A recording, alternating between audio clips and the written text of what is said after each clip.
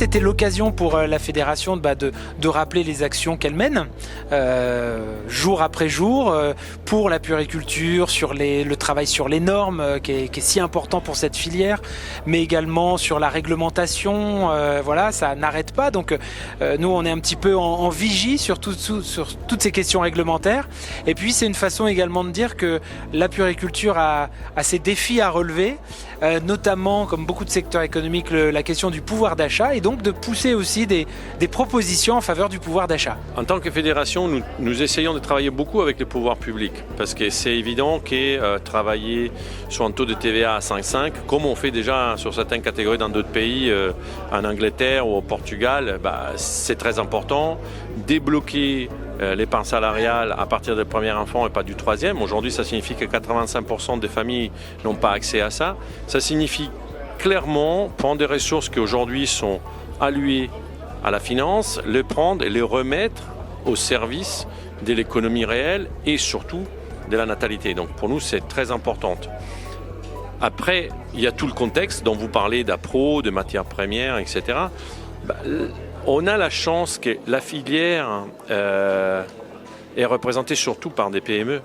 Et c'est la force, l'énergie et la capacité à s'adapter et à réagir des PME.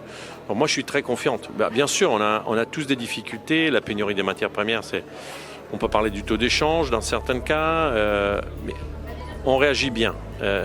Si on a les idées claires, on peut faire les choses bien. Et je pense que quand je vois le niveau d'innovation qu'on présente aujourd'hui, il y a de quoi faire. Le marché, quand on écoute autant les fabricants que les distributeurs, il est dynamique, plutôt porté à la hausse. C'est aussi porté par une démographie qui se porte bien. Et puis pour bébé, rien n'est jamais trop beau.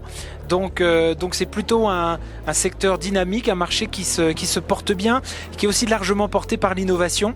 Et on voit que tous les fabricants font des trésors d'innovation en tout genre, et ça porte également le marché. Je disais tout à l'heure, la puériculture est la porte d'entrée pour beaucoup de marchés. Donc souvent, on est frappé indirect ou en premier par des changements de société.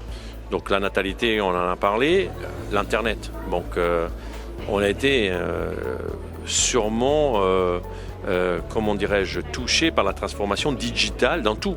Dans l'acte d'achat, dans la communication, dans l'information. Je pense qu'on est très en avant. On est déjà dans ce qu'on appelle l'omnicanalité, c'est-à-dire qu'aujourd'hui, on sait qu'on s'informe sur le digital, mais aussi dans les points de vente, et on achète dans le digital, mais aussi dans les points de vente, et souvent, tout ça, ça se croise. C'est vraiment du omnicanal. Je commence sur le digital et je termine dans le point de vente. Je suis dans le point de vente, je suis dans le digital. En effet, on sait que le digital amène du trafic. On sait que la distribution spécialisée amène une capacité de structurer l'offre qui est très importante. Et on sait que l'industrie amène la connaissance du marché pour faire évoluer les produits.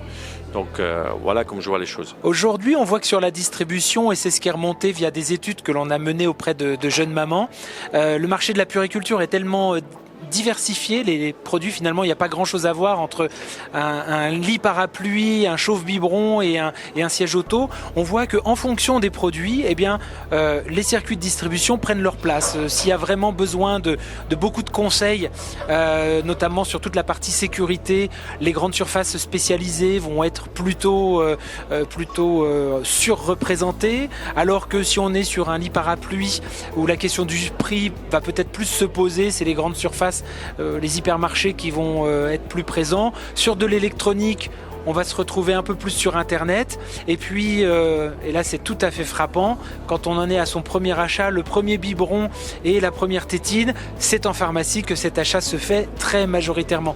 Donc on voit que les circuits se complètent les uns les autres. Ça aussi, ça doit contribuer à la dynamique du marché.